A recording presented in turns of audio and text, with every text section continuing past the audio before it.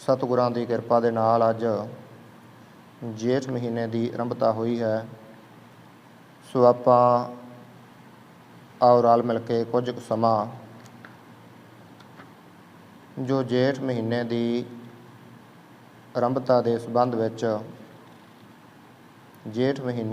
ਵਿੱਚ ਕੁਝ ਕੁ ਗੁਰਮਤਿ ਵਿਚਾਰਾਂ ਦੀ ਸਾਂਝ ਪਾਈਏ। ਸਤਿਗੁਰੂ ਕਿਰਪਾ ਕਰਕੇ ਸੇਵਾ ਲੈਣ, ਮੇਰਾ ਪਰੇ ਸਿਰ 'ਤੇ ਹੱਥ ਰੱਖਣ, ਸਮੱਤ ਬਖਸ਼ਣ। ਸੋ ਸਭ ਤੋਂ ਪਹਿਲਾਂ ਫਤਿਹ ਦੀ ਸਾਂਝ ਪਾਈਏ। ਫਤਿਹ ਪ੍ਰਵਾਨ ਕਰੋ ਜੀ। ਵਾਹਿਗੁਰੂ ਜੀ ਕਾ ਖਾਲਸਾ, ਵਾਹਿਗੁਰੂ ਜੀ ਕੀ ਫਤਿਹ। ਸੋ ਰਲ ਮਿਲ ਕੇ ਵਿਚਾਰਾਂ ਦੀ ਸਾਂਝ ਪਾਈਏ।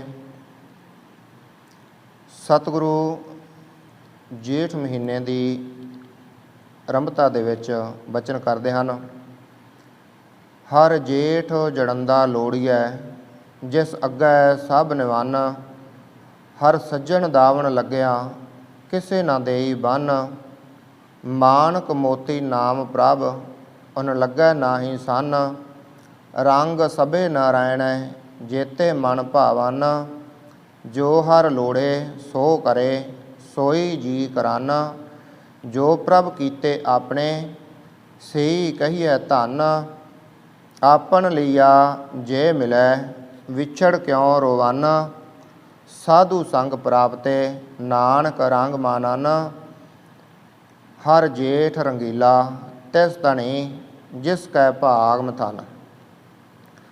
ਸਤਿਗੁਰੂ ਗੁਰੂ ਪੰਚਮ ਪਾਤਸ਼ਾਹ ਗੁਰੂ ਅਰਜਨ ਦੇਵ ਜੀ ਮਹਾਰਾਜ ਜੋ ਅੱਜ ਦੇ ਇਸ ਅੰਮ੍ਰਿਤ ਬਚਨ ਦੇ ਵਿੱਚ ਸਭ ਤੋਂ ਪਹਿਲਾਂ ਜੋ ਰਹਿਮਤ ਭਰਿਆ ਉਪਦੇਸ਼ ਦ੍ਰਿੜ ਕਰਵਾਇਆ ਕਿ ਇਹ ਮਨੁੱਖ ਜੇਠ ਦੇ ਮਹੀਨੇ ਵਿੱਚ ਉਸ ਅਕਾਲ ਪੁਰਖ ਵਾਹਿਗੁਰੂ ਦੇ ਚਰਨਾਂ ਵਿੱਚ ਤੂੰ ਜੁੜ ਜਾਵੀਂ, ਜਿਸ ਦੀ ਤਾਕਤ ਦੇ ਅੱਗੇ ਸਭ ਦੁਨੀਆ ਭਰ ਦੇ ਜੀਵ ਝੁਕਦੇ ਹਨ। ਸੋ ਸਤਿਗੁਰੂ ਆਰੰਭਤਾ ਦੇ ਵਿੱਚ ਹੀ ਕਹਿੰਦੇ ਹਨ ਕਿ ਭਾਈ ਜੋ ਜੇਠ ਮਹੀਨੇ ਦੀ ਗਰਮੀ ਹੈ ਤੈਨੂੰ ਦੁਖੀ ਨਹੀਂ ਕਰੇਗੀ, ਕਿ ਤੂੰ ਪ੍ਰਮਾਤਮਾ ਦੇ ਚਰਨ ਨਾਲ ਜੁੜ ਜਾਵੀਂ, ਜਿੱਥੇ ਸਭ ਦੁਨੀਆ ਝੁਕਦੀ ਹੈ, ਜਿੱਥੇ ਰਾਜੇ ਮਹਾਰਾਜੇ ਝੁਕਦੇ ਹਨ, ਪੀਰ ਪੈਗੰਬਰ ਝੁਕਦੇ ਹਨ, ਤੂੰ ਵੀ ਉਸ ਦੇ ਚਰਨਾਂ ਵਿੱਚ ਝੁਕ ਜਾਵੀਂ। ਹਰ ਜੇਠ ਜੜੰਦਾ ਲੋੜੀਐ, ਜਿਸ ਅੱਗੇ ਸਭ ਨਿਵੰਨ। ਜਿਸ ਮਾਲਕ ਦੇ ਚਰਨਾਂ ਵਿੱਚ ਸਾਰੀ ਦੁਨੀਆ ਝੁਕ ਗਈ, ਤੂੰ ਵੀ ਉਸ ਮਾਲਕ ਦੇ ਚਰਨਾਂ ਵਿੱਚ ਝੁਕ ਜਾ। ਗੁਰੂ ਨਾਨਕ ਸਾਹਿਬ ਦੇਵ ਜੀ ਦੇ ਬਚਨ ਹਨ ਜੋ ਆਪਾਂ ਰੋਜ਼ ਨਿਤਨੇਮ ਦੇ ਵਿੱਚ ਅੰਮ੍ਰਿਤ ਵੇਲੇ ਪੜ੍ਹਦੇ ਹਾਂ, ਸਰਵਣ ਕਰਦੇ ਹਾਂ।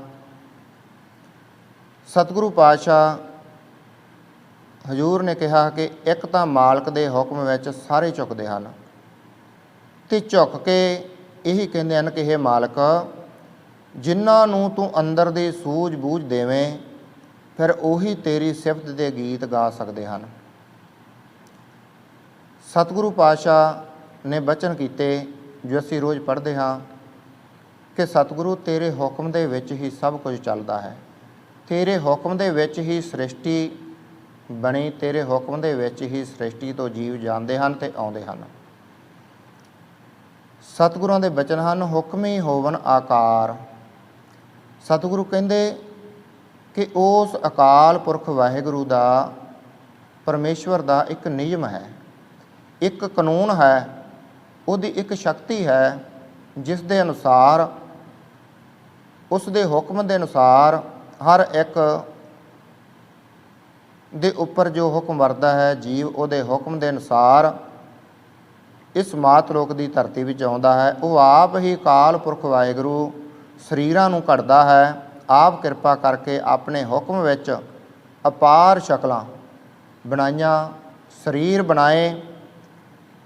ਇਹ ਆਕਾਰ ਭਾਵੇਂ ਮਨੁੱਖ ਦਾ ਹੋਵੇ, ਭਾਵੇਂ ਪਸ਼ੂ ਦਾ ਹੋਵੇ, ਭਾਵੇਂ ਪੰਛੀ ਦਾ ਹੋਵੇ, ਭਾਵੇਂ ਬਨਸਪਤੀ ਰੁੱਖਾਂ ਦਾ ਹੋਵੇ, ਸਭ ਉਸ ਦੇ ਹੁਕਮ ਦੇ ਵਿੱਚ ਹੀ ਆਕਾਰ ਬਣੇ ਹਨ। ਜੋ ਮਾਲਕ ਨੇ ਦਿੱਤਾ, ਹਰ ਇੱਕ ਨੇ ਮਾਲਕ ਦੇ ਅੱਗੇ, ਹਰ ਇੱਕ ਨੇ ਮਾਲਕ ਦੇ ਅੱਗੇ ਹੀ ਸੀਸ ਝੁਕਾਇਆ ਹੈ ਕਿ ਪਰਮੇਸ਼ਵਰ ਇਹ ਸਭ ਤੇਰਾ ਹੈ। कबीर मेरा मुझ में किश नहीं, जो किश है सो तेरा।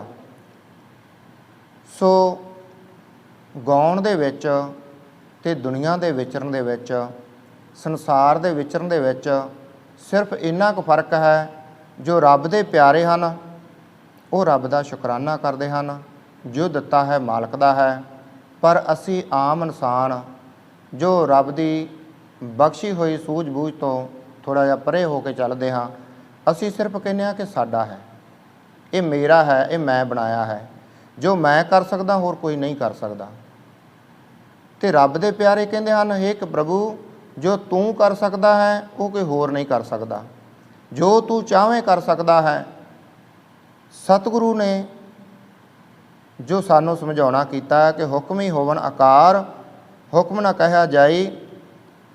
ਸਤਿਗੁਰੂ ਕਹਿੰਦੇ ਹੁਕਮ ਹੀ ਹੋਵਨ ਆਕਾਰ, ਹੁਕਮ ਨਾ ਕਹਿਆ ਜਾਈ। ਹੁਕਮ ਹੀ ਹੋਵਨ ਜੀ, ਹੁਕਮ ਮਿਲੇ ਵਡਿਆਈ। ਹੁਕਮ ਹੀ ਉਤਮ ਨੀਚ, ਹੁਕਮ ਲਿਖ ਦੁੱਖ ਸੁਖ ਪਾਈਐ।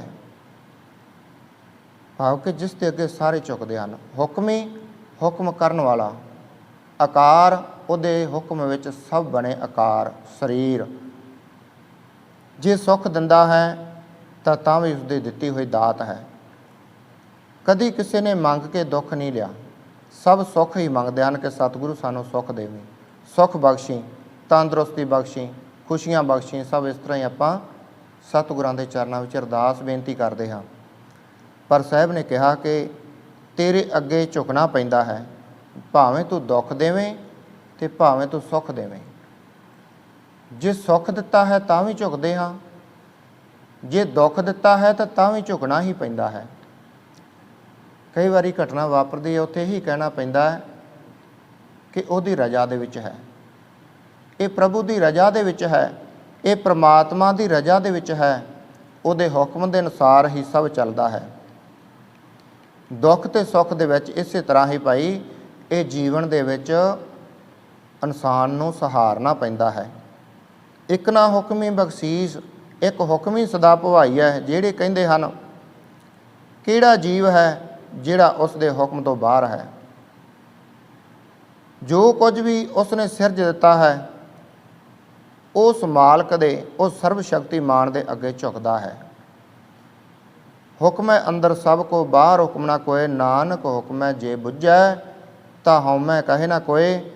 ਪਾਤਸ਼ਾਹ ਕਹਿੰਦੇ ਜੇ ਕੋਈ ਇਸ ਗੱਲ ਨੂੰ ਸਮਝ ਜਾਵੇ ਕਿ ਜੋ ਕੁਝ ਵੀ ਸਿਰਜਿਆ ਹੈ ਉਸ ਪਰਮੇਸ਼ਵਰ ਪ੍ਰਭੂ ਨੇ, ਅਕਾਲ ਪੁਰਖ ਨੇ ਸਿਰਜਿਆ ਹੈ, ਤਾਂ ਹਜ਼ੂਰ ਕਹਿੰਦੇ ਹਨ ਕਿ ਸ਼ਾਇਦ ਮਨੁੱਖ ਆਪਣੀ ਹਉਮੈ ਭਰੀ ਭੜਾਸ ਕਦੀ ਅੰਦਰੋਂ ਬਾਹਰ ਨਾ ਕੱਢੇ, ਹਿਰਦੇ ਦੇ ਵਿੱਚੋਂ ਬਾਹਰ ਨਾ ਕੱਢੇ। ਭਾਵ ਕਿ ਆਪਣੀ ਜ਼ੋਰ ਜਮਾਈ ਦੂਜਿਆਂ 'ਤੇ ਨਾ ਕਰੇ। ਜੇ ਇਸ ਗੱਲ ਨੂੰ ਸਮਝ ਜਾਵੇ ਕਿ ਜੋ ਚੱਲਦਾ ਹੈ ਉਹ ਪ੍ਰਭੂ ਦੇ ਹੁਕਮ ਦੇ ਵਿੱਚ ਚੱਲਦਾ ਹੈ।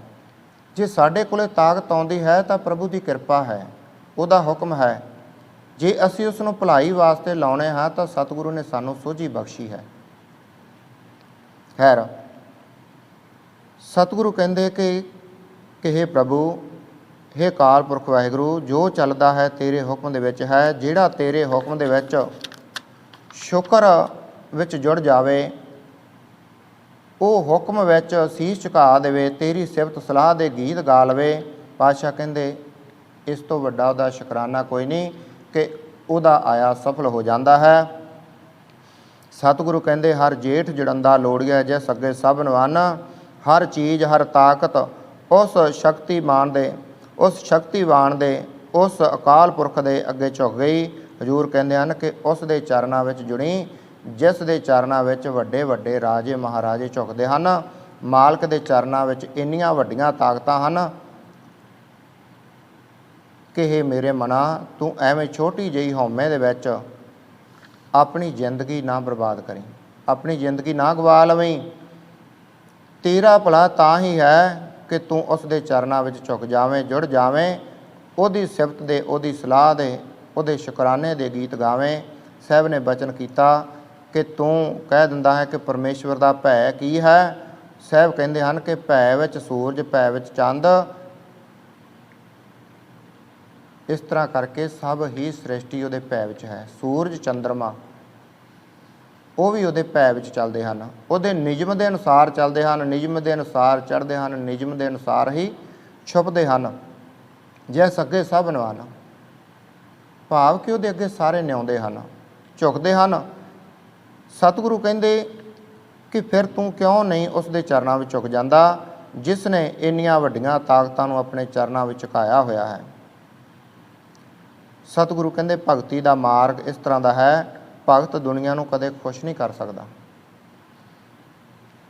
ਫਰਕ ਸਿਰਫ ਇੰਨਾ ਹੈ ਕਿਉਂਕਿ ਦੁਨੀਆ ਦਾ ਸਵਾਰਥ, ਦੁਨੀਆ ਦੀ ਸੋਚ ਸਿਰਫ ਆਪਣੇ ਤੱਕ ਹੈ। ਦੁਨੀਆ ਦਾ ਮਨੁੱਖ ਕੇਵਲ ਆਪਣੇ ਪਰਿਵਾਰ ਅਤੇ ਆਪਣੇ ਸਰੀਰ ਬਾਰੇ ਸੋਚਦਾ ਹੈ, ਆਪਣੇ ਸੁੱਖ ਬਾਰੇ ਸੋਚਦਾ ਹੈ, ਅਤੇ ਮਾਲਕ ਦੇ ਚਰਨਾਂ ਵਿੱਚ ਜੁੜਿਆ ਹੋਇਆ ਪ੍ਰਭੂ ਦਾ ਪਿਆਰਾ, ਪਰਮੇਸ਼ਰ ਦਾ ਪਿਆਰਾ, ਉਹ ਰੱਬ ਦੀ ਮਿਹਰ ਬਾਰੇ ਸੋਚਦਾ ਹੈ ਕਿ ਸਤਿਗੁਰੂ ਤੇਰੀ ਮਿਹਰ ਕਿਸ ਤਰ੍ਹਾਂ ਆਉਂਦੀ ਹੈ, ਕਿਸ ਤਰ੍ਹਾਂ ਤੂੰ ਕਰਦਾ ਹੈ, ਤੇਰਾ ਨਿਯਮ ਕੀ ਹੈ। ਉਹਦੀ ਵਡਿਆਈ ਕਰਦਾ ਹੈ, ਉਹਦੇ ਸ਼ੁਕਰਾਨੇ ਵਿੱਚ ਉਹ ਦਿਨ ਬਤੀਤ ਕਰਦਾ ਹੈ, ਜੋ ਸਮਾਂ ਮਿਲਿਆ ਬਤੀਤ ਕਰਦਾ ਹੈ। ਸਤਿਗੁਰੂ ਕਿਰਪਾ ਕਰਦੇ ਹਨ ਕਿ ਹਰ ਸੱਜਣ ਦਾਮਨ ਲੱਗਿਆ ਕਿਸੇ ਨਾ ਦੇਈ ਬੰਨ। ਜਿਹੜੇ ਹਰੀ ਪ੍ਰਮਾਤਮਾ ਦੇ ਚਰਨਾਂ ਵਿੱਚ ਜੁੜ ਗਏ, ਉਹਦੇ ਨਾਮ ਨਾਲ ਜੁੜ ਗਏ, ਉਹਦੀ ਰਜ਼ਾ ਵਿੱਚ ਜੁੜ ਗਏ, ਪਾਤਸ਼ਾਹ ਕਹਿੰਦੇ ਉਸ ਦੀ ਸ਼ਰਨ ਵਿੱਚ ਜੋ ਆ ਗਏ ਉਹ ਕਿਸੇ ਦੇ ਹਵਾਲੇ ਪਰਮੇਸ਼ਵਰ ਨਹੀਂ ਹੋਣ ਦਿੰਦਾ। ਜੋ ਉਹਦੇ ਭਾਣੇ ਵਿੱਚ ਚੱਲਦੇ ਹਨ, ਉਹਦੇ ਨਿਯਮ ਦੇ ਅਨੁਸਾਰ ਚੱਲਦੇ ਹਨ, ਭਾਵ ਕਿ ਉਹ ਦੁੱਖਾਂ ਜਮਾਂ ਤੋਂ ਦੂਰ ਰੱਖਦਾ ਹੈ। ਆਪਣੇ ਪਿਆਰਿਆਂ ਨੂੰ ਇਹ ਨਹੀਂ ਕਿ ਸਰੀਰਕ ਦੁੱਖ ਨਹੀਂ ਆਉਂਦੇ, ਦੁੱਖ ਆਉਂਦੇ ਹਨ। ਸਤਿਗੁਰੂ ਨੌਵੇਂ ਪਾਤਸ਼ਾਹ ਦੇ ਵੀ ਬਚਨ ਹਨ, ਜੋ ਨਰ ਦੁੱਖ ਮੈਂ ਦੁੱਖ ਨਹੀਂ ਮਾਨੈ, ਸੁਖ ਸਨੇਹ ਔਰ ਭੈ ਨਹੀਂ ਜਾ ਕੇ ਕੰਚਨ ਮਾਟੀ ਮਾਨੈ। ਸਤਿਗੁਰੂ ਕਹਿੰਦੇ ਕਿ ਇਹ ਨਹੀਂ ਕਿ ਦੁੱਖ ਨਹੀਂ ਸਰੀਰ ਨੂੰ ਆਉਂਦਾ।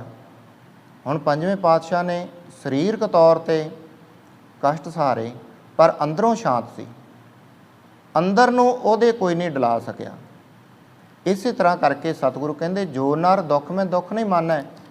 ਜਿਹੜਾ ਮਨੁੱਖ ਦੁੱਖ ਤਾਂ ਆਉਂਦਾ ਹੈ, ਪਰ ਉਹ ਚਾਹੇ ਤਾਂ ਆਪਣੇ ਕਰਮਾਂ ਦੇ ਕਰਕੇ ਸਮਝਦਾ ਹੈ, ਚਾਹੇ ਪ੍ਰਮਾਤਮਾ ਦੀ ਰਜ਼ਾ ਸਮਝਦਾ ਹੈ। ਭਾਵ ਕਿ ਉਹਨੂੰ ਸੰਸਾਰੀ ਦੁੱਖ, ਸੰਸਾਰੀ ਮੋਹ ਇਹ ਦੁਖੀ ਨਹੀਂ ਕਰਦੇ।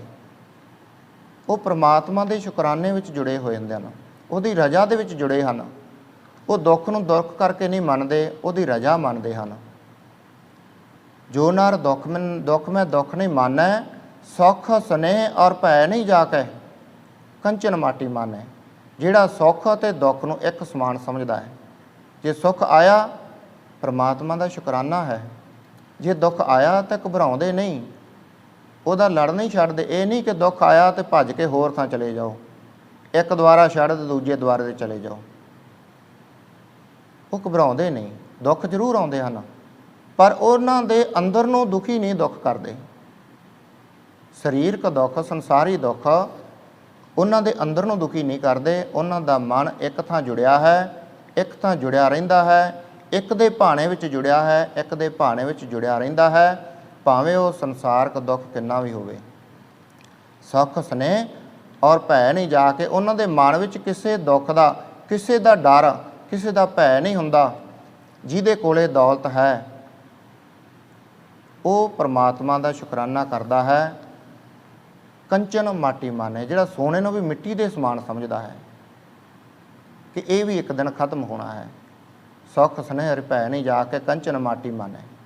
ਸਤਿਗੁਰੂ ਇਸੇ ਤਰ੍ਹਾਂ ਸਮਝਾਉਣਾ ਕਰਦੇ ਹਨ ਕਿ ਭਾਈ ਜਿਹੜਾ ਪ੍ਰਮਾਤਮਾ ਦੇ ਨਾਲ ਜੁੜ ਗਿਆ ਉਹ ਉਹਨੂੰ ਕਿਸੇ ਜਮਾਂ ਦੇ, ਕਿਸੇ ਦੁੱਖਾਂ ਦੇ ਵਸ ਨਹੀਂ ਹੋਣ ਦਿੰਦਾ। ਇਹ ਨਹੀਂ ਕੋਈ ਉਸ ਨੂੰ ਜਿਹੜਾ ਮਰਜ਼ੀ ਆਵੇ ਤੇ ਫੜ ਕੇ ਲੈ ਜਾਵੇ। ਹੁਣ ਕਈ ਵਾਰੀ ਸੰਸਾਰਕ ਤੌਰ 'ਤੇ ਅਸੀਂ ਆਮ ਦੇਖਦੇ ਹਾਂ, ਸਾਨੂੰ ਕੋਈ ਮਾੜੀ ਮੋਟੀ ਤਕਲੀਫ ਹੋਈ, ਦੁੱਖ ਆਇਆ, ਘਰ ਵਿੱਚ ਦੁੱਖ ਆਇਆ, ਕਿਸੇ ਨੇ ਆ ਕੇ ਕਹਿਤਾ ਕਿ ਇੱਥੋਂ ਨਹੀਂ ਰਮਾਨ ਆਉਂਦਾ, ਚੱਲ ਕਿਸੇ ਹੋਰ ਤਲ ਚੱਲੀਏ, ਚੱਲ ਕਿਸੇ ਬਾਬੇ ਕੋਲੇ ਚੱਲੀਏ, ਚੱਲ ਕਿਸੇ ਮੜੀ ਵਾਲੇ ਦੇ ਚੱਲੀਏ। ਪਰ ਸਤਿਗੁਰੂ ਕਹਿੰਦੇ ਭਾਈ ਜਿਹੜਾ ਪ੍ਰਮਾਤਮਾ ਦੇ ਨਾਲ ਜੁੜ ਗਿਆ ਨਾ, ਜਿਹੜਾ ਉਹਦੀ ਰਜ਼ਾ ਨੂੰ ਮੰਨਣਾ ਸਿੱਖ ਗਿਆ, ਇਹ ਨਹੀਂ ਕਿ ਜਿਹੜਾ ਆਵੇ ਮਰਜ਼ੀ ਬਾਹੋਂ ਫੜ ਕੇ ਉਹਨੂੰ ਲੈ ਜਾਵੇ। ਉਹ ਕਦੇ ਕਿਸੇ ਨਾਲ ਨਹੀਂ ਜਾਂਦਾ। ਉਹ ਦੁੱਖ ਅਤੇ ਸੁੱਖ ਇੱਕ ਦੇ ਕੋਲੇ ਹੀ ਰੱਖਦਾ ਹੈ। ਜੇ ਦੁੱਖ ਆਇਆ ਤਾਂ ਇੱਕ ਦੇ ਕੋਲੇ ਹੀ ਆਪਦੇ ਰੋਣੇ ਰੋਂਦਾ ਹੈ ਕਿ ਮਹਾਰਾਜ ਤੇਰੀ ਰਜ਼ਾ ਦੇ ਵਿੱਚ ਆਏ ਹਨ ਅਤੇ ਤੇਰੀ ਰਜ਼ਾ ਦੇ ਵਿੱਚ ਹੀ ਜਾਣਗੇ ਵੀ। ਇਹ ਨਹੀਂ ਕਿ ਅਸੀਂ ਫਰਿਆਦਾਂ ਨਹੀਂ ਕਰਦੇ, ਅਕਾਲ ਪੁਰਖ ਤੋਂ ਮੰਗਦੇ ਨਹੀਂ, ਸਾਰੀ ਸ੍ਰਿਸ਼ਟੀ ਉਹਦੇ ਦਰ ਦੀ ਮੰਗਤੀ ਹੈ। ਅਸੀਂ ਵੀ ਮੰਗਦੇ ਹਾਂ, ਸਭ ਦੁਨੀਆ ਮੰਗਦੀ ਹੈ। ਕੋਈ ਸੁੱਖ ਮੰਗਦਾ ਹੈ, ਕੋਈ ਦੁੱਧ ਮੰਗਦਾ, ਕੋਈ ਪੁੱਤ ਮੰਗਦਾ, ਕੋਈ ਕੁਛ ਮੰਗਦਾ, ਕੋਈ ਦਾਤਾ ਮੰਗਦਾ, ਪਰ ਕੋਈ ਉਹਦੀ ਕਿਰਪਾ ਮੰਗਦਾ ਹੈ, ਸ਼ੁਕਰਾਨਾ ਮੰਗਦਾ ਹੈ। ਆਉਂਦੇ ਹਨ ਦੁੱਖ, ਪਰ ਉਹਦੇ ਮਾਲਕ ਦੇ ਚਰਨਾਂ ਵਿੱਚ ਜੁੜਦੇ ਹਨ। ਇਹ ਨਹੀਂ ਕਿ ਜਿਹੜਾ ਕੋਈ ਆਵੇ ਤੇ ਉਸ ਨੂੰ ਫੜ ਕੇ ਲੈ ਜਾਵੇ। ਇਸੇ ਤਰ੍ਹਾਂ ਸਤਿਗੁਰੂ ਕਹਿੰਦੇ ਹਰ ਸੱਜਣ ਦਾਵਣ ਲੱਗਿਆ ਕਿਸੇ ਨਾ ਦੇਈ ਬੰਨ। ਇਹ ਨਹੀਂ ਕਿ ਜਿਹੜਾ ਆਵੇ ਉਹਨੂੰ ਬੰਨ੍ਹ ਕੇ ਲੈ ਜਾਵੇ, ਉਹਨੂੰ ਫੜ ਕੇ ਲੈ ਜਾਵੇ, ਜਿੱਥੇ ਮਰਜ਼ੀ ਲੈ ਜਾਵੇ। ਪਾਤਸ਼ਾਹ ਕਹਿੰਦੇ ਕਿ ਸਤਿਗੁਰੂ ਜੇ ਪ੍ਰਮਾਤਮਾ ਦਾ ਤੇਰਾ ਲੜ ਫੜਿਆ ਜਾਵੇ ਤਾਂ ਦੁਨੀਆ ਦੀ ਕੋਈ ਤਾਕਤ ਨਹੀਂ ਜਿਹੜੀ ਇਸ ਮਨੁੱਖ ਨੂੰ ਅਧੀਨ ਕਰ ਲਵੇ। ਜਿਹੜਾ ਪ੍ਰਮਾਤਮਾ ਦੇ ਚਰਨਾਂ ਨਾਲ ਜੁੜ ਗਿਆ, ਪ੍ਰਮਾਤਮਾ ਦਾ ਪੱਲਾ ਫੜ ਲਿਆ, ਉਸ ਨੂੰ ਕੋਈ ਆਪਣੇ ਅਧੀਨ ਨਹੀਂ ਕਰ ਸਕਦਾ। ਉਹਨੂੰ ਕੋਈ ਬੰਨ੍ਹ ਕੇ ਅੱਗੇ ਨਹੀਂ ਤੋਰ ਸਕਦਾ ਕਿ ਚੱਲ ਮੇਰੇ ਨਾਲ। ਦੁਸ਼ਮਣ ਅੰਦਰ ਦੇ ਹੋਣ ਭਾਵੇਂ ਬਾਹਰ ਦੇ ਹੋਣ, ਪਾਤਸ਼ਾਹ ਕਹਿੰਦੇ ਉਸ ਕੋਲੋਂ ਪਾਪ ਨਹੀਂ ਕਰਵਾਉਂਦੇ। ਜੇ ਤੂੰ ਸੱਜਣ ਦਾ ਲੜ ਪਕੜ ਲਵੇਂ ਤਾਂ ਅੰਦਰ ਦੇ ਦੁਸ਼ਮਣ ਵੀ ਤੈਨੂੰ ਦੁਖੀ ਨਹੀਂ ਕਰਨਗੇ, ਤੇਰੇ ਕਾਬੂ ਵਿੱਚ ਰਹਿਣਗੇ। ਇੱਕ ਸਰੀਰ ਦੇ ਬਾਹਰ ਮੁਖੀ ਹਨ, ਉਹ ਵੀ ਤੈਨੂੰ ਫੜ ਕੇ ਜਿੱਥੇ ਮਰਜ਼ੀ ਨਹੀਂ ਲਿਜਾ ਸਕਦੇ, ਤੈਨੂੰ ਪਕੜ ਨਹੀਂ ਸਕਦੇ, ਤੂੰ ਉਹਨਾਂ ਦੇ ਵੀ ਪਕੜ ਤੋਂ ਬਾਹਰ ਹੋ ਜਾਵੇਂਗਾ। ਸਤਿਗੁਰੂ ਕਹਿੰਦੇ ਹਨ ਕਿ ਮਾਨਕ ਮੋਤੀ ਨਾਮ ਪ੍ਰਭ ਉਨ ਲੱਗੇ ਨਾਹੀਂ ਸਨ। ਜਿਹੜੇ ਉਸ ਦੇ ਚਰਨਾਂ ਵਿੱਚ ਝੁਕ ਗਏ ਤਾਂ ਨਾਮ ਦਾ ਕੀਮਤੀ ਮੋਤੀ ਉਸਨੇ ਉਸ ਨੂੰ ਜੋ ਦੁਨੀਆ ਦੀ ਕੋਈ ਤਾਕਤ ਛੁਡਾ ਨਹੀਂ ਸਕਦੀ, ਉਹ ਮਾਲਕ ਨੇ ਦਿੱਤਾ ਜਿਹੜਾ ਉਹਦੇ ਚਰਨਾਂ ਵਿੱਚ ਝੁਕ ਗਿਆ। ਪਰ ਉਸ ਨੂੰ ਕੋਈ ਚੁਰਾ ਨਹੀਂ ਸਕਦਾ। ਕਹਿੰਦੇ ਹਨ ਕਿ ਜਿਸ ਨੂੰ ਨਾਮ ਦਾ ਕੀਮਤੀ ਮਾਨਕ, ਕੀਮਤੀ ਮੋਤੀ ਹੀਰਾ ਮਿਲ ਜਾਵੇ, ਉਸ ਨੂੰ ਕੋਈ ਚੋਰੀ ਨਹੀਂ ਕਰ ਸਕਦਾ, ਉਸ ਨੂੰ ਕੋਈ ਚੁਰਾ ਨਹੀਂ ਸਕਦਾ। ਦੁਨੀਆ ਦੀ ਸੰਸਾਰੀ ਧਨ ਦੌਲਤ ਕੋਈ ਲੁੱਟ ਸਕਦਾ ਹੈ, ਕੋਈ ਚੋਰੀ ਕਰ ਸਕਦਾ ਹੈ। ਆਪਾਂ ਦੇਖਦੇ ਹਾਂ ਚੋਰੀਆਂ ਵੀ ਹੁੰਦੀਆਂ, ਖਾਤਿਆਂ ਦੇ ਵਿੱਚੋਂ ਵੀ ਚੋਰੀਆਂ ਹੋ ਜਾਂਦੀਆਂ। ਜਿੱਥੇ ਸਾਡੀ ਮਨੀ ਸੇਫ ਹੋਵੇ ਉੱਥੋਂ ਵੀ ਚੋਰੀ ਕਰ ਲੈਂਦੇ ਜਿਹੜੇ ਕਰਨ ਵਾਲੇ। ਪਰ ਸਤਿਗੁਰੂ ਕਹਿੰਦੇ ਜਿਹੜਾ ਨਾਮ ਦਾ ਹੀਰਾ, ਨਾਮ ਦੀ ਦੌਲਤ ਆ, ਇਸ ਨੂੰ ਕੋਈ ਵੀ ਚੋਰੀ ਨਹੀਂ ਕਰ ਸਕਦਾ, ਕਿਉਂਕਿ ਹਿਰਦੇ ਵਿੱਚ ਹੈ। ਜਿਹਦੇ ਹਿਰਦੇ ਵਿੱਚ ਨਾਮ ਵਸ ਗਿਆ, ਇੱਥੇ ਨਾ ਤਾਂ ਕੋਈ ਸੰਨ ਲੱਗੇ। ਹਾਂ, ਜੇ ਚੋਰੀ ਹੁੰਦਾ ਹੈ ਤਾਂ ਸਿਰਫ ਸਾਡੇ ਵਿਕਾਰਾਂ ਕਰਕੇ ਹੁੰਦਾ ਹੈ। ਜਦੋਂ ਅਸੀਂ ਪ੍ਰਮਾਤਮਾ ਤੋਂ ਪਿੱਛੇ ਹਟ ਜਾਂਦੇ ਹਾਂ, ਉਹਦੇ ਨਾਮ ਤੋਂ ਪਿੱਛੇ ਹਟ ਜਾਂਦੇ ਹਾਂ, ਉਦੋਂ ਫਿਰ ਜਿਹੜੇ ਸਾਡੇ ਪੰਜ ਚੋਰ ਹਨ, ਕਾਮ, ਕ੍ਰੋਧ, ਲੋਭ, ਹੰਕਾਰ, ਇਹ ਚੋਰ ਬਣ ਕੇ ਉਸ ਤੋਂ ਸਾਨੂੰ ਦੂਰ ਕਰ ਦਿੰਦੇ ਹਨ।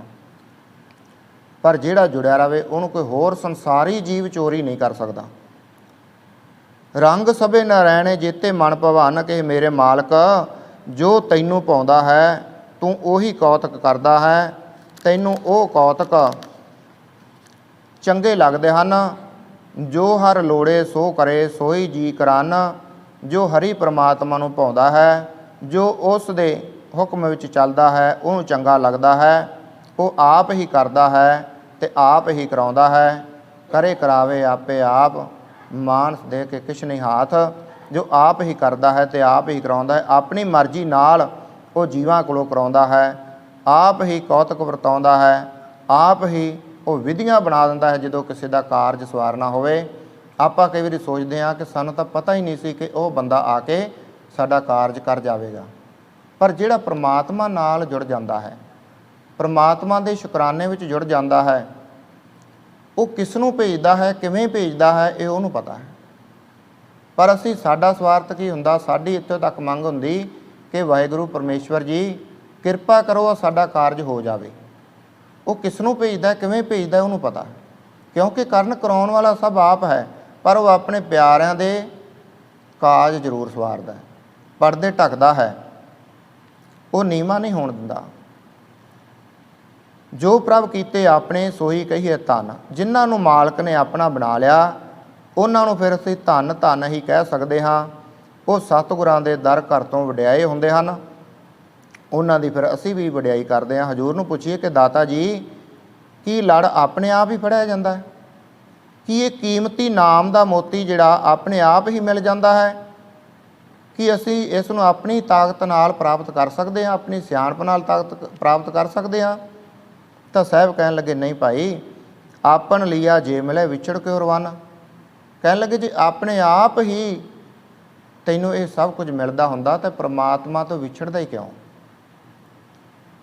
ਪਰ ਸਮਝਣ ਦੀ ਕੋਸ਼ਿਸ਼ ਕਰੀਏ, ਅਸੀਂ ਕੋਸ਼ਿਸ਼ ਕਰੀਏ ਕਿ ਉਹਦੇ ਨਾਲ ਜੁੜਨਾ ਹੈ, ਤਾਂ ਇੱਕ ਦਿਨ ਹੌਲੀ ਹੌਲੀ ਨੇੜੇ ਪਹੁੰਚਦਿਆਂ ਪਹੁੰਚਦਿਆਂ ਮੰਜ਼ਿਲ 'ਤੇ ਇਨਸਾਨ ਪਹੁੰਚ ਜਾਂਦਾ ਹੈ। ਪਰ ਜੇ ਅਸੀਂ ਤੁਰਾਂਗੇ ਤਾਂ, ਜੇ ਅਸੀਂ ਤੁਰੇ ਹੀ ਨਹੀਂ ਪ੍ਰਮਾਤਮਾ ਦੇ ਗਿਆਨ ਨੂੰ ਸਮਝਣ ਵਾਲੇ ਪਾਸੇ, ਸਤਿਗੁਰਾਂ ਦੀ ਬਾਣੀ ਨੂੰ ਸਮਝਣ ਵਾਲੇ ਪਾਸੇ ਅਸੀਂ ਪੈਰ ਹੀ ਨਹੀਂ ਪੁੱਟੇ, ਅਸੀਂ ਮਨ ਹੀ ਨਹੀਂ ਤੋਰਿਆ ਉਸ ਪਾਸੇ ਨੂੰ ਕਿ ਸਮਝਣਾ ਹੈ, ਤਾਂ ਫਿਰ ਮੰਜ਼ਿਲ ਭਾਈ ਉੱਥੇ ਦੀ ਉੱਥੇ ਹੀ ਖੜੀ ਹੈ, ਤੂੰ ਵੀ ਉੱਥੇ ਹੀ ਖੜਾ ਹੈ। ਜਿੰਨਾ ਚਿਰ ਤੂੰ ਆਪਣੇ ਮਨ ਨੂੰ ਗਿਆਨ ਵਾਲੇ ਪਾਸੇ ਤੋਰਦਾ ਨਹੀਂ, ਸਮਝਾਉਣ ਵਾਲੇ ਪਾਸੇ ਤੋਰਦਾ ਨਹੀਂ, ਉਨਾ ਚਿਰ ਤੇਰੀ ਮੰਜ਼ਿਲ ਤੈਨੂੰ ਮਿਲ ਨਹੀਂ ਸਕਦੀ, ਤੇਰਾ ਪ੍ਰਮਾਤਮਾ ਤੈਨੂੰ ਮਿਲ ਨਹੀਂ ਸਕਦਾ। ਜਿੰਨਾ ਚਿਰ ਮਿਲਦਾ ਨਹੀਂ ਉਹਨਾਂ ਚਿਰ ਇਹ ਜਨਮ ਮਰਨ ਦਾ ਗੇੜ ਖਤਮ ਨਹੀਂ ਹੋਣਾ। ਜਿੰਨਾ ਚਿਰ ਖਤਮ ਨਹੀਂ ਹੁੰਦਾ ਉਹਨਾਂ ਚਿਰ ਪ੍ਰਮਾਤਮਾ ਦੇ ਨਾਲ ਤੇਰਾ ਮਿਲਾਪ ਨਹੀਂ ਹੋਣਾ। ਜਦੋਂ ਮਿਲਾਪ ਹੋ ਗਿਆ ਇਹ ਜਨਮ ਮਰਨ ਦਾ ਗੇੜ ਵੀ ਖਤਮ ਹੋ ਜਾਵੇਗਾ। ਪਰ ਸਤਿਗੁਰੂ ਕਹਿੰਦੇ ਭਾਈ ਜਿਨ੍ਹਾਂ ਨੂੰ ਪ੍ਰਭੂ ਆਪਣੇ ਕਰਦਾ ਹੈ ਉਹਨਾਂ ਨੂੰ ਉਹ ਨਾਮ ਦੀ ਦਾਤ ਬਖਸ਼ ਦਿੰਦਾ ਹੈ। ਜੋ ਉਹਦੇ ਨਾਲ ਵੱਲ ਤੁਰਨਾ ਚਾਹੁੰਦੇ ਹਨ ਉਹ ਆਪ ਵੀ ਕੁਝ ਕਦਮ ਅੱਗੇ ਹੋ ਕੇ ਬਾਂਹ ਫੜ ਲੈਂਦਾ ਹੈ। ਆਪਣ ਲਿਆ ਜੇ ਮਿਲੇ ਵਿਛੜ ਕੇ ਵਨ ਜੇ ਭਾਈ ਆਪਣੇ ਆਪ ਹੀ ਆਪਣੀ ਸਿਆਣਪ ਦੇ ਨਾਲ, ਆਪਣੀ ਤਾਕਤ ਦੇ ਨਾਲ ਅਸੀਂ ਇਹ ਕਰ ਸਕਦੇ ਹੁੰਦੇ ਤਾਂ ਕੋਈ ਵੀ ਜੀਵ ਦੁਖੀ ਨਾ ਹੁੰਦਾ। ਸਾਧੂ ਸੰਗ ਪ੍ਰਾਪਤੇ ਨਾਨਕ ਰੰਗ ਮਾਨਨ। ਪਾਤਸ਼ਾਹ ਕਹਿੰਦੇ ਜਿਹੜੇ ਸਾਧੂਆਂ, ਜਿਨ੍ਹਾਂ ਨੂੰ ਅਸੀਂ ਸਾਧੂ ਕਹਿੰਦੇ ਹਾਂ, ਜਿਨ੍ਹਾਂ ਨੂੰ ਅਸੀਂ ਮਹਾਂਪੁਰਖ ਕਹਿੰਦੇ ਹਾਂ, ਜਿਨ੍ਹਾਂ ਨੂੰ ਅਸੀਂ ਸੰਤ ਕਹਿੰਦੇ ਹਾਂ, ਉਹ ਜੁੜੇ ਹੋਇਆਂ ਦੀ ਸੰਗਤ ਜੇਕਰ ਕੀਤੀ ਜਾਵੇ, ਜਿਹੜੇ ਪ੍ਰਮਾਤਮਾ ਦਾ ਨਾਮ ਜਪਦੇ ਹਨ ਅਤੇ ਜਪਾਉਂਦੇ ਹਨ, ਜਿਹੜੇ ਆਪ ਜੁੜੇ ਹਨ ਅਤੇ ਦੂਜਿਆਂ ਨੂੰ ਜੋੜਦੇ ਹਨ, ਜਿਹੜੇ ਇੱਕ ਅਕਾਲ ਪੁਰਖ ਦਾ ਹੀ ਪੱਲਾ ਫੜਾਉਂਦੇ ਹਨ। ਸੋ ਆਪਾਂ ਗੁਰੂ ਅੰਗਦ ਦੇਵ ਮਹਾਰਾਜ ਬਾਰੇ ਵੀ ਕੁਝ ਕੁ ਸਮਾਂ ਵਿਚਾਰ ਕੀਤੀ ਸੀ ਪਿਛਲੇ ਦਿਨੀ ਪ੍ਰਕਾਸ਼ ਪੁਰਬ ਦੇ ਸੰਬੰਧ ਵਿੱਚ। ਕੱਲ੍ਹ ਨੂੰ ਜੋ ਤੀਜੇ ਪਾਤਸ਼ਾਹ ਗੁਰੂ ਅਮਰਦਾਸ ਜੀ ਮਹਾਰਾਜ ਜਿਨ੍ਹਾਂ ਦਾ ਪ੍ਰਕਾਸ਼ ਪੁਰਬ ਡੈਰੀ ਦੇ ਮੁਤਾਬਕ ਹੈ। ਸੋ ਸਤਿਗੁਰਾਂ ਦੇ ਜੀਵਨ ਦੇ ਵਿੱਚੋਂ ਸਾਨੂੰ ਇਹੀ ਕੁਝ ਮਿਲਦਾ ਹੈ ਕਿ ਸਤਿਗੁਰੂ ਕਹਿੰਦੇ ਹਨ ਕਿ ਸਾਧੂ ਸੰਗ ਪ੍ਰਾਪਤੇ ਨਾਨਕ ਰੰਗ ਮਨਾਨ। ਪਰ ਰੰਗ ਕਿਹੜੇ ਮਾਣਦੇ ਹਨ? ਜਿਹੜੇ ਜੁੜੇ ਹੋਏ ਅਤੇ ਦੂਜਿਆਂ ਨੂੰ ਜੋੜਦੇ। ਜਿਹੜੇ ਜੁੜਿਆ ਹੋਇਆ ਨਾਲ ਜੁੜ ਜਾਂਦੇ ਫਿਰ ਉਹ ਵੀ ਰੰਗ ਮਾਣਦੇ ਹਨ। ਜਿਵੇਂ ਗੁਰੂ ਅਮਰਦਾਸ ਜੀ ਮਹਾਰਾਜ ਇਤਿਹਾਸ ਦੱਸਦਾ ਕਿ 20 ਤੋਂ 22 ਵਾਰ ਦੇ ਕਰੀਬ ਤੀਰਥ ਯਾਤਰਾ ਕਰਦੇ ਰਹੇ। ਕਾਹਦੇ ਵਾਸਤੇ? ਕਿ ਮੇਰਾ ਅੰਦਰੋਂ ਮਨ ਜੁੜ ਜਾਵੇ। ਕਿਉਂਕਿ ਕੋਈ ਰਸਤਾ ਹੁੰਦਾ ਹੈ ਪ੍ਰਮਾਤਮਾ ਨਾਲ ਮਿਲਣ ਦਾ ਅਤੇ ਮਿਲਾਉਣ ਦਾ। ਪਰ ਮਿਲਾਉਂਦਾ ਕੌਣ? ਜਿਹੜਾ ਆਪ ਜੁੜਿਆ ਹੋਇਆ, ਆਪ ਮਿਲਿਆ ਹੋਇਆ, ਜਿਹਨੂੰ ਪਤਾ ਕਿ ਅਕਾਲ ਪੁਰਖ ਕੀ ਹੈ, ਉਹਦੇ ਨਾਲ ਕਿਵੇਂ ਜੁੜਿਆ ਜਾ ਸਕਦਾ ਹੈ। ਜੇ ਹੁਣ ਕੋਈ ਕਵੇ ਉੱਥੇ ਢਾਲਾ ਲਾ ਦੇ, ਉੱਥੇ ਤਾਗਾ ਬੰਨ੍ਹਦੇ ਅਤੇ ਉੱਥੇ ਤਾਗਾ ਬਣਾ ਲਿਆ, ਫਿਰ ਨਹੀਂ। ਪਰਮਾਤਮਾ ਦੇ ਨਿਯਮ ਦੇ ਅਨੁਸਾਰ ਚੱਲ ਕੇ। ਖੈਰ ਗੁਰੂ ਅਮਰਦਾਸ ਮਹਾਰਾਜ ਕਹਿੰਦੇ ਕਿ 22 ਵਾਰ ਦੇ ਕਰੀਬ ਤੀਰਥ ਯਾਤਰਾ 'ਤੇ ਗਏ, ਪੁੰਨ ਦਾਨ ਉੱਥੇ ਕਰਦੇ ਰਹੇ। ਜੋ ਉਸ ਸਮੇਂ ਦੇ ਸਾਧੂ ਵਿਦਵਾਨ ਪੰਡਤ ਕਹਾਉਂਦੇ ਸਨ ਉਹਨਾਂ ਦੀ ਸੇਵਾ ਵੀ ਕਰਦੇ ਰਹੇ, ਉਹਨਾਂ ਨੂੰ ਦਾਨ ਦਸ਼ਨਾ ਵੀ ਦਿੰਦੇ ਰਹੇ। ਪਰ ਆਖਰਕਾਰ ਉੱਥੋਂ ਫਲ ਪ੍ਰਾਪਤ ਨਹੀਂ ਹੋਇਆ। ਇੱਕ ਵਾਰ ਜੋ ਕਹਿੰਦੇ ਕਿ ਕਿਸੇ ਨੇ ਕਹਿ ਦਿੱਤਾ ਕਿ ਤੇਰਾ ਗੁਰੂ ਕੌਣ ਹੈ, ਗੱਲ ਗੁਰੂ 'ਤੇ ਆ ਕੇ ਖੜ ਜਾਂਦੀ ਹੈ। ਉਸਨੇ ਕਿਹਾ ਜੀ ਗੁਰੂ ਅਜੇ ਸੱਚਾ ਨਹੀਂ ਮਿਲਿਆ, ਭਾਲ ਕਰਦਾ ਹਾਂ। ਜਦੋਂ ਭਾਲ ਕਰਨ ਦਾ ਕਿਹਾ ਕਿ ਗੁਰੂ ਨਹੀਂ ਮਿਲਿਆ, ਅਜੇ ਭਾਲ ਹੀ ਕਰਦਾ ਹਾਂ, ਅਤੇ ਕਿਹਾ ਕਿ ਤੂੰ ਨਗੁਰਾ ਹੈ। ਉਹ ਐਸੇ ਬਚਨ ਸਨ ਕਿ ਨਗੁਰੇਪਣ ਦਾ ਉਸ ਨੂੰ ਦੁੱਖ ਬਹੁਤ ਹੋਇਆ। ਖੈਰ ਮਹਾਰਾਜ ਕਿਰਪਾ ਕਰਨ ਆਪਾਂ ਇਹਦੇ ਬਾਰੇ ਕੱਲ੍ਹ ਨੂੰ ਵਿਸਥਾਰ ਨਾਲ ਥੋੜ੍ਹਾ ਜਿਹਾ ਵਿਚਾਰ ਕਰਾਂਗੇ। ਆਪਾਂ ਨੇੜੇ 'ਚ ਗੱਲ ਕਰ ਲਈਏ ਕਿ ਉਹ ਸਤਿਗੁਰੂ ਗੁਰੂ ਅੰਗਦ ਦੇਵ ਸਾਹਿਬ ਜੀ ਮਹਾਰਾਜ ਦੇ ਚਰਨਾਂ ਵਿੱਚ ਆਖਰ ਨੂੰ ਆ ਗਏ। ਉੱਥੋਂ ਜਿਹੜੇ ਆਪ ਜੁੜੇ ਸੀ, ਗੁਰੂ ਅੰਗਦ ਦੇਵ ਮਹਾਰਾਜ ਆਪ ਜੁੜੇ ਸੀ ਅਕਾਲ ਪੁਰਖ ਨਾਲ, ਅਤੇ ਪਰ ਉਹਨਾਂ ਨੇ ਗੁਰੂ ਅਮਰਦਾਸ ਮਹਾਰਾਜ ਨੂੰ ਜੋੜ ਕੇ ਆਪਣਾ ਸਰੂਪ ਬਣਾ ਕੇ ਅਕਾਲ ਪੁਰਖ ਦਾ ਸਰੂਪ ਬਣਾ ਦਿੱਤਾ। ਭਾਵ ਕਿ ਜਿਹੜਾ ਜੁੜਿਆ ਹੋਇਆਂ ਦੇ ਨਾਲ ਜੁੜਦਾ ਹੈ ਉਹ ਜੋੜ ਕੇ ਅਕਾਲ ਪੁਰਖ ਦੇ ਨਾਲ ਜੋੜ ਦਿੰਦੇ ਹਨ। ਅਤੇ ਜਿਹੜਾ ਭਾਈ ਸੰਸਾਰੀ ਜੀਵਾਂ ਦੇ ਨਾਲ ਜੁੜਿਆ, ਸੰਸਾਰੇ ਮਨੁੱਖਾਂ ਦੇ ਨਾਲ ਜੁੜਿਆ ਹੈ, ਸੰਸਾਰੇ ਦੇਹ ਦੇ ਨਾਲ ਜੁੜਿਆ ਹੈ, ਉਹ ਫਿਰ ਉੱਥੇ ਕਿ ਜਿਹੜਾ ਸੰਸਾਰ ਦੇਹ ਧਾਰੀ ਵੀ ਕਈ ਆਪਣੇ ਨਾਲ ਜੋੜਦੇ ਹਨ, ਕਈ ਪਰਮੇਸ਼ਵਰ ਨਾਲ ਜੋੜਦੇ ਹਨ। ਫਰਕ ਹੈ ਇਸ ਚੀਜ਼ ਦਾ। ਖੈਰ ਸਤਿਗੁਰੂ ਕਹਿੰਦੇ ਕਿ ਸਾਧੂ ਸੰਗ ਪ੍ਰਾਪਤੇ ਨਾਨਕ ਰੰਗ ਮਨਾਨ। ਭਾਈ ਜਿਹੜੇ ਪਰਮੇਸ਼ਵਰ ਨਾਲ ਜੁੜੇ ਹਨ ਉਹ ਆਪ ਵੀ ਪਰਮੇਸ਼ਵਰ ਦੇ ਨਾਮ ਦਾ ਰੰਗ ਮਾਣਦੇ ਹਨ, ਅਤੇ ਦੂਜਾ ਜਿਹੜੇ ਜਾਂਦੇ ਹਨ ਉਹਨਾਂ ਨੂੰ ਵੀ ਜੋੜ ਕੇ ਉਹਨਾਂ ਨੂੰ ਵੀ ਪਰਮੇਸ਼ਵਰ ਦੇ ਨਾਮ ਦੇ ਰੰਗ ਦਿਖਾਉਂਦੇ ਹਨ, ਉਹਨਾਂ ਨੂੰ ਵੀ ਰੰਗ ਚੜ੍ਹਾ ਦਿੰਦੇ ਹਨ। ਸਾਧ ਕੇ ਸੰਗ ਨਾਹੀ ਕਛਕਾਲ, ਦਰਸ਼ਨ ਭੇਟਤ ਹੋਤ ਨਿਹਾਲ। ਉਹ ਸਾਈਂ ਦੇ ਪਿਆਰੇ ਮਾਣਦੇ ਹਨ। ਉਹ ਪਿਆਰ ਨੂੰ ਪਰਮੇਸ਼ਵਰ ਦੇ ਜਿਗਰ ਤਾਂ ਤਪਦਾ ਹੈ, ਪਰ ਉਹਨਾਂ ਦਾ ਨਹੀਂ ਜਿਨ੍ਹਾਂ ਕੋਲ ਸਾਈਂ ਦਾ ਨਾਮ ਹੈ, ਪਰਮੇਸ਼ਵਰ ਦਾ ਨਾਮ ਹੈ। ਹਰ ਜੇਠ ਰੰਗੀਲਾ ਤੈਸ ਧਣੀ, ਜਿਸ ਕੈ ਭਾਗ ਮਥਨ। ਜੇਠ ਦਾ ਮਹੀਨਾ ਉਸ ਵਾਸਤੇ ਭਾਈ ਖੁਸ਼ੀਆਂ ਵਾਲਾ ਹੈ, ਰੰਗ ਰਲੀਆਂ ਵਾਲਾ ਹੈ, ਉਸ ਲਈ ਅੰਦਰ ਦਾ ਸੁੱਖ ਦੇਣ ਵਾਲਾ ਹੈ। ਜਿਸ ਦਾ ਵਾਹਿਗੁਰੂ ਹੋ ਜਾਵੇ ਤੇ ਉਹ ਵਾਹਿਗੁਰੂ ਦੇ ਹੋ ਜਾਣ, ਜਿਸ ਦੇ ਮੱਥੇ ਦੇ ਚੰਗੇ ਭਾਗ ਪਰਮੇਸ਼ਵਰ ਦੇ ਨਾਲ ਜੁੜ ਗਏ। ਸਤਿਗੁਰੂ ਕਹਿੰਦੇ ਇਹ ਮਹੀਨਾ ਭਾਈ ਉਹਨਾਂ ਲਈ ਭਾਗਾਂ ਵਾਲਾ ਹੈ। ਸਤਿਗੁਰੂ ਕਹਿੰਦੇ ਆਓ ਕਿ ਆਪਾਂ ਵੀ ਅੰਦਰੋਂ ਸਤਿਗੁਰਾਂ ਦੇ ਚਰਨਾਂ ਵਿੱਚ ਅਰਦਾਸ ਬੇਨਤੀ ਕਰੀਏ ਕਿ ਸਤਿਗੁਰੂ ਸਾਨੂੰ ਵੀ ਇੰਨੀ ਕੁ ਸੋਝੀ ਬਖਸ਼ ਦੇ ਕਿ ਅਸੀਂ ਤੇਰੇ ਨਾਲ ਜੁੜ ਜਾਈਏ, ਤੇਰਾ ਪੱਲਾ ਫੜ ਲਈਏ, ਤੇਰੇ ਨਾਲ ਸਾਨੂੰ ਜੁੜਨ ਦੀ ਜਾਚ ਆ ਜਾਵੇ, ਸਮੱਤ ਆ ਜਾਵੇ। ਸੋ ਜੋ ਇਹ ਸੀ ਜੋ ਸਤਿਗੁਰਾਂ ਨੇ ਸਾਨੂੰ ਜੇਠ ਦੇ ਮਹੀਨੇ ਦੇ ਵਿੱਚ ਸਮਝਾਉਣਾ ਕੀਤਾ ਕਿ ਜੇਠ ਦੇ ਮਹੀਨੇ ਵਿੱਚ ਭਾਈ ਤੂੰ ਸੁਖੀ ਕਿਵੇਂ ਰਹਿ ਸਕਦਾ ਹੈ, ਤੇਰਾ ਮਨ ਸ਼ਾਂਤ ਕਿਵੇਂ ਰਹਿ ਸਕਦਾ ਹੈ, ਠੰਡਾ ਰਹਿ ਸਕਦਾ ਹੈ। ਸੋ ਇਹ ਸੀ ਸਤਿਗੁਰਾਂ ਦੇ ਪਾਵਨ ਬਚਨ, ਜਿਨ੍ਹਾਂ ਦੀ ਆਪਾਂ ਰਲ ਮਿਲ ਕੇ ਕੁਝ ਕੁ ਸਮਾਂ ਵਿਚਾਰ ਕੀਤੀ। ਵਿਚਾਰਾਂ ਕਰਦਿਆਂ ਹੋਈਆਂ ਬੇਅੰਤ ਭੁੱਲਾਂ ਗਲਤੀਆਂ ਨੂੰ ਸਤਿਗੁਰੂ ਤੇ ਸਤਿਗੁਰੂ ਕੀ ਸੰਗਤ ਬਖਸ਼ਣਯੋਗ ਹੁੰਦੀ ਬਖਸ਼ ਲੈਣਾ ਜੀ। ਅੱਗੇ ਵਾਸਤੇ ਸਤਿਗੁਰੂ ਸਮੱਤ ਬਖਸ਼ਣ, ਕਿਰਪਾ ਕਰਕੇ ਸੇਵਾ ਲੈਂਦੇ ਰਹਿਣ। ਸੋ ਸਤਿਗੁਰੂ ਕਿਰਪਾ ਕਰਨਾ ਜੋ ਜੇਠ ਦਾ ਮਹੀਨਾ ਸਰਬੱਤ ਸੰਗਤਾਂ ਵਾਸਤੇ ਸੁੱਖ ਸ਼ਾਂਤੀ ਵਾਲਾ ਹੋਵੇ, ਖੁਸ਼ੀਆਂ ਭਰਿਆ ਹੋਵੇ। ਸਤਿਗੁਰੂ ਕਿਰਪਾ ਕਰਕੇ ਸੁੱਖ ਆਨੰਦਾਂ ਨਾਲ ਇਹ ਮਹੀਨਾ ਬਤੀਤ ਕਰਾਉਣ। ਸੋ ਸਾਰੀ ਸੰਗਤ ਦਾ ਬਹੁਤ ਬਹੁਤ ਧੰਨਵਾਦ। ਸੋ ਆਓ ਹੁਣ 6 ਪੌੜੀਆਂ ਆਨੰਦ ਸਾਹਿਬ, ਉਸ ਤੋਂ ਉਪਰੰਤ ਅਰਦਾਸ ਬੇਨਤੀ ਹੋਵੇਗੀ। ਫਤਿਹ ਪ੍ਰਵਾਨ ਕਰੋ ਜੀ। ਵਾਹਿਗੁਰੂ ਜੀ ਕਾ ਖਾਲਸਾ, ਵਾਹਿਗੁਰੂ ਜੀ ਕੀ ਫਤਿਹ।